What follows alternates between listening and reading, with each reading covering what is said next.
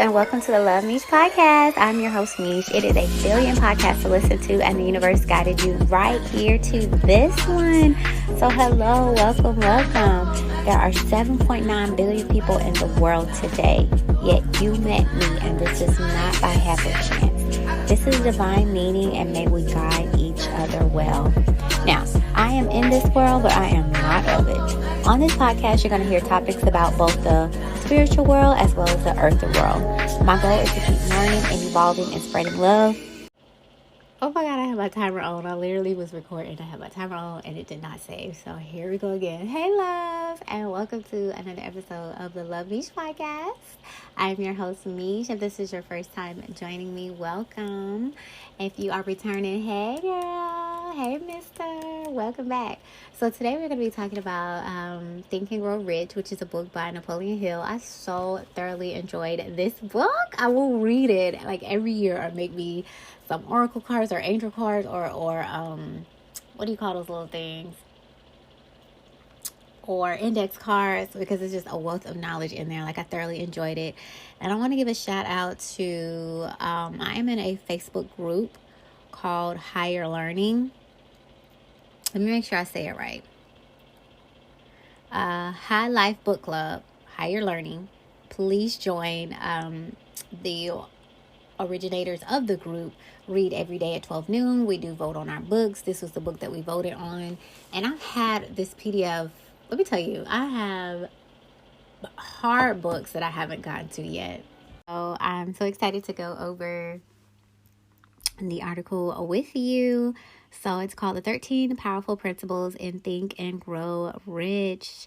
Okay, so focused on the premise that thoughts are things, this book explores you to let positive and successful thoughts permeate your mind so they can influence both your conscious and subconscious. By managing and controlling your dominating thoughts, you're better able to steer your way towards greater success and riches in all aspects of your life. To accumulate any form of success and great abundance, you need to magnetize your mind with an intense desire, create a definite plan, and believe that you're able to do so. So again,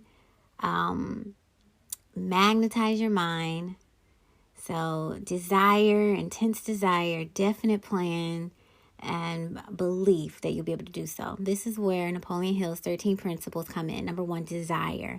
Your starting point for any achievement is desire. To turn any desire into goal, Hill suggests 6 practical steps. First, number 1, fix your mind, the exact amount of money that you desire. Number 2, determine exactly what you intend to give in return for the money you desire. Number 3, establish a definite date when you intend to possess the money you desire. Number 4, create a definite plan for carrying out your desire and begin at once, whether you are ready or not, to put this plan into action. Number 5, write out a clear, concise statement to the amount of money that you intend to acquire. Name the time limit for its acquisition. State what you intend to give in return for the money, and describe clearly the plan through which you intend to accumulate it. Number 6, read your written statement aloud twice daily, once just before retiring at night and once after arising in the morning. As you read, see and feel and believe yourself already in possession of the money. So that was number 1, desire. Okay, then we move on to number 2. Number 2 is faith. Faith is the external elixir which gives life, power, and action to impulses of thought. Napoleon Hill. Considered the most powerful of major positive emotions, together with love and sex, faith can be strengthened through the principle of autosuggestion. It is a state of mind which can be built through positive thoughts mixed with strong emotions. To clear your mind of fear, doubt, and unbelief, Hill proposed the following faith affirmations to build your self-confidence abridged. I know I have the ability to achieve the object of my definite purpose in life. I demand myself persistent, conscious action towards its attainment. I realize the dominating thoughts of my mind will eventually reproduce themselves in outward physical action and gradually transform into physical reality. Excuse me. Therefore, I will concentrate my thoughts for 30 minutes daily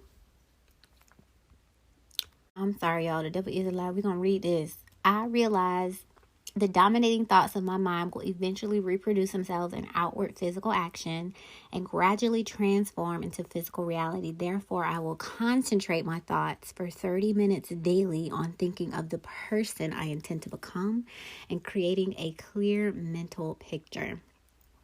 I know through the principle of autosuggestion that any desire which I persistently hold in my mind will eventually seek expression through some physical means. I will devote 10 minutes daily to demanding of myself the development of self-confidence.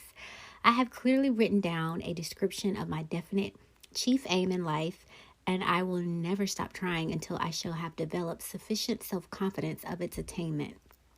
I will engage in no transaction which does not benefit all whom it affects. I will succeed by attracting to myself the forces I wish to use and the cooperation of other people. I will induce others to serve me because of my willingness to serve others. I will eliminate hatred, envy, jealousy, selfishness, cynicism by developing love for all humanity. I will cause others to believe in me because I believe in them and in myself. I will sign my name to this formula, commit to it by memory, repeat it out loud once a day with full faith, and it will gradually influence my thoughts and actions so that I will become a self-reliant and successful person. All right, number 3, autosuggestion. Autosuggestion rides on the power of self-suggestion to reach the subconscious mind and influence it with positive thoughts.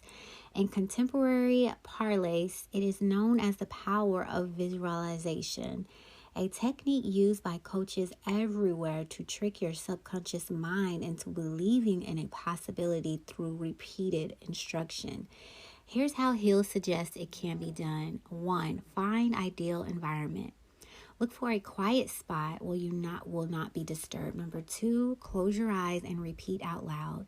State the written statement of how much money you desire, the time limit for its accomplishments, and the description of the service or product that you intend to give for the money. Repeat. Do this morning and night until you can see in your imagination the money you wish to accumulate. Number 4, written copy. Place a written copy of your statement where you can see it night and morning and read it just before retiring and upon rising until it has been memorized. Number 4, specialize in knowledge. Knowledge is only potential power. It becomes power only when and if it is organized into definite plans of action and directed to a definite end. Napoleon Hill. Knowledge is a specialized and valuable field and where power and wealth can be found. According to Hill, knowledge will not attract money unless it is organized and intelligently directed through practical plans of action to the definite end of accumulation of money. To deepen your specialized knowledge, you should spend your time and money on both formal and informal education. This can be done by selecting highly specialized courses in the subjects that you wish to focus on. Number 5, imagination. Touted as the workshop of the mind, imagination can be classified into 2 distinct forms. 1, synthetic imagination. This is the ability to arrange old concepts, ideas, and plans into new combinations. This harnesses your experience, education, and observations, and is mostly used by inventors. Number 2, creative imagination. This is where the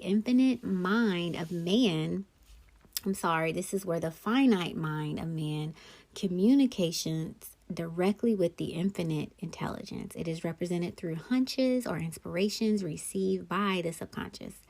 Like any organ or muscle, your imagination can only be more alert with use. To strengthen your ideas generating mind machine, you need to have a plan. Number 6, organized planning. To turn your abstract ideas concrete, you need a plan for action. This can be done through several steps. A, form a mastermind group. Ally yourself with a group of like-minded folks for the creation and execution of your plan or plans. Before doing so, decide what advantages and benefits you may offer the individuals of your group. Arrange to meet with these members at least twice a week or more, often if necessary, and maintain perfect harmony with each team member. B. Build your leadership capability. Here Hill describes some of the attributes of leadership which we should all aspire towards. Unwavering courage, self-control, a keen sense of justice, definiteness of a decision more later, definiteness of a plan, doing more than being paid for, pleasing personality. Leaders can't be sovereignly Pleasing personality. Leaders can't be slovenly or careless. Sympathy and understanding, mastery of detail, willingness to assume full responsibility, cooperation of others. In the same breath, we should also avoid the failures of leadership, inability to organize details, unwillingness to render humble service, expectation of pay for what we know instead of what we do with that which we know, fear of competition from followers, lack of imagination, selfishness, intemperance, losing control through use of alcohol or drugs or other vices, disloyalty, emphasis of title. C, apply for the right position. In this hefty section, we learn about how we should market our personal services as an individual to an organization and secure the desired job. Much of it involves sourcing for the right opportunities through multiple channels, job aids, employment agencies, letters of appreciation, personal networks, and creating a perfect brief, i.e. resume and cover letter. You should also consider the following steps. Decide the exact job you want. Choose a company or individual you wish to work for. Study your prospective employer's policy, personnel, and chances of advancement. Concentrate on what you can give, forget about a job. Arrange with an experienced writer to write a good resume summary and cover letter for yourself. Present to the proper person with authority. D, use QQS formula. Adopt the following. Quality of service. The performance of every detail in connection with your position as the most efficient manner possible with the object of greater efficiency in mind. Quantity of service. The habit of rendering all of the service to which you are capable at all times with the purpose of increasing the amount of service rendered as greater skill and development. And spirit of service. The habit of agreeable, harmonious conduct which will induce fellow employees and associates to cooperate. E, conduct a self-assessment. To avoid the major cause of failure, it's useful to conduct a personal inventory assessment. In the book, we're given a detailed list of 28 questions which you can ask yourself. F, look for opportunities. Finally, your plan should include taking stock of opportunities to gain wealth. This can be in virtually any industry where market demand outstrips supply. Number 7, decision. Opinions are the cheapest commodities on earth. Napoleon Hill. Citing procrastination as the greatest enemy of success, this book extols us to make decisions quickly and to change decisions slowly. A key factor here is to reach your own decisions and ignore the opinions of everybody else. The newspaper, gossiping, neighbors, family members, friends, and others. Worthy decisions often require immense courage. However, they're always worthwhile to act upon.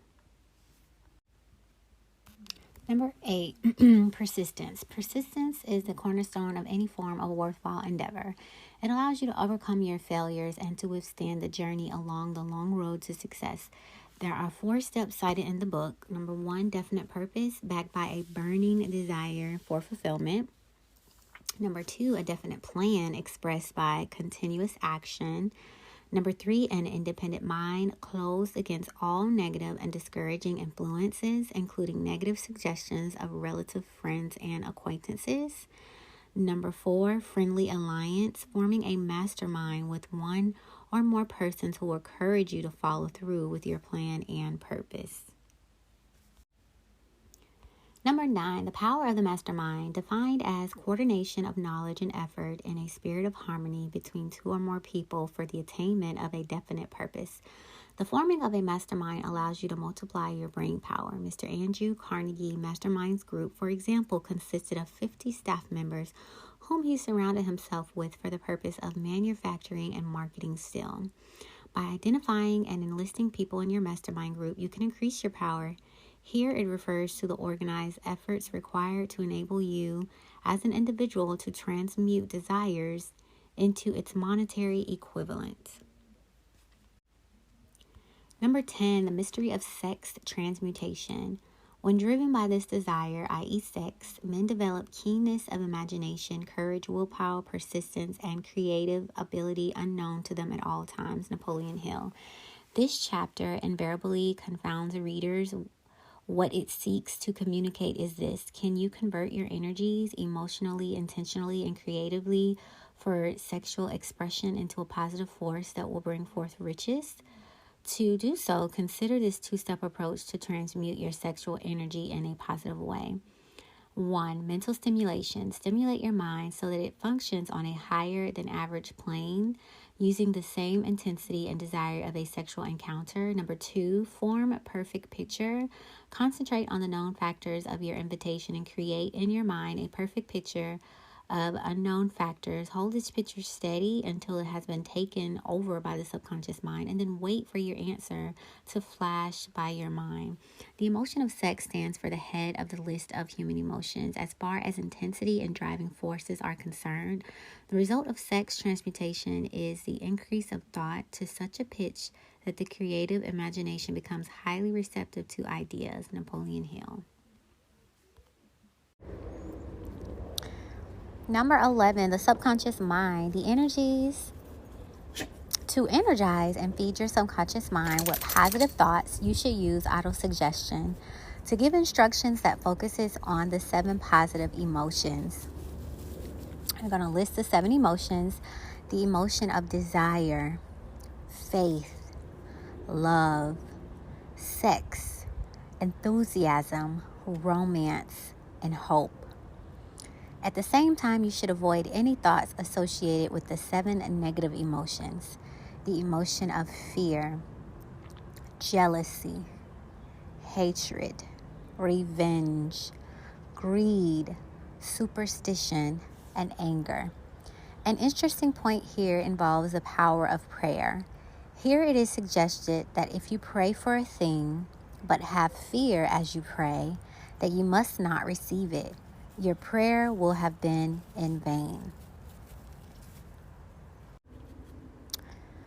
Number 12, the brain. Equating the brain to a broadcasting and receiving station for thought, he'll describe how the brain mindset and subconscious works.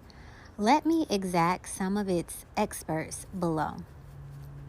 The creative imagination is the receiving set of the brain, which receives thoughts released by the brains of others. When stimulated or stepped up to a high rate of vibration, the mind becomes more receptive to thought, which reaches it through outside sources. The subconscious mind is the sending station of the brain through which vibrations of thought are broadcast. The creative imagination is the receiving set through which the energies of thoughts are picked up. The principles of autosuggestion, which is the medium by which you may put into operation your broadcasting system. Number 13, the sixth sense. Some call this your intuition or hunch. Others may call it your genius or muse. Whatever or whomever your source of inspiration may be, he'll suggest that the sixth sense can be nurtured by cultivating in your creative imagination a team of invisible counselors. In his case, they included men like John Emerson, Thomas Paine, Thomas Edison, Charles Darwin, Abraham Lincoln, Napoleon Bonaparte, Henry Ford, and Andrew Carnegie.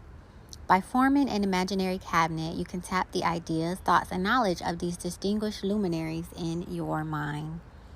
Dispelling negative influences. Towards the end of the book, he'll elaborate at length about the 6 basic fears and how these could derail your efforts. The fear of poverty, cynicism, health, loss of love, old age, and death. To overcome these and all other negative thoughts, he suggests the following practical steps. Recognize that you have a willpower that can be put into constant use. Recognize that you are susceptible to all 6 basic fears. Set up habits and counteract those fears. Recognize that negative influences work through your subconscious mind. Keep your mind closed against all people who depress or discourage you in any way. Clean out your medicine cabinet, throw away all pill bottles, and stop pandering to your hypochondria. Deliberately seek the company of people. Deliberately seek the company of people. Deliberately seek the company of people who influence you to think and act for yourself. Do not expect troubles, as they have a tendency not to disappoint. In conclusion, Think and Grow Rich is one of the iconic books in self-help literature. Despite being written over 80 years ago, its principles are still valid in digital and social age. While some of Napoleon Hill's philosophies and principles are a bit of a stretch, for example, sex transmutation and the sixth sense, I found that its lessons are still applicable today. Virtually all of the gurus in personal development sphere have borrowed his ideas from Tony Robbins, Brendan Burch, Norman Vincent Peale, and Bob Proctor. Lastly, anybody can wish for riches, and most people do, but only a few know that a definite plan plus a burning desire for wealth are the only dependable means of accumulating wealth. Napoleon Hill. All right, love. So that was just an article. I wanted to make sure I went over all of the 13 principles and the quickest cliff notes that I have, but that does not do the book any justice. Please get the book added to your library and read it. I feel like books unlock different levels of consciousness and allow you to think in ways that you previously did not. So I just love learning and reading. And on part 2 of Napoleon Hill's Think and Grow Rich, I will go through the book and give you my cliff notes and things that came to mind, things that I want to implement. But this has been such an amazing read. It's so interesting that I had this book years ago. But like they say, you know, the teacher will appear when the student is ready. I just wasn't ready for the book yet. And so now that I'm on whatever conscious level I'm on, it was like the book circled back around. I'm able to read it, and I'm going to continue to reread it. And I'm sure, like, if you go back and read Three Little Pigs, Little Red Riding Hood, you get different messages out of them than you were a child. So I'm just so freaking excited to do part 2, because that's when I get to give my little opinion. So I will catch you guys on part 2. Thank you so much for tuning in. Thank you so much for riding with me. We kind of up on year 4. I love you guys, my Love Meesh tribe. I will see you guys on the next episode. Bye. But child, Earth is ghetto. I'm trying to make this my last reincarnation here. So namaste, Lovaste, always vibe high, babe. Thanks a million for listening. I hope you have a better than great day. I love you. Talk to you later. Mwah. Bye.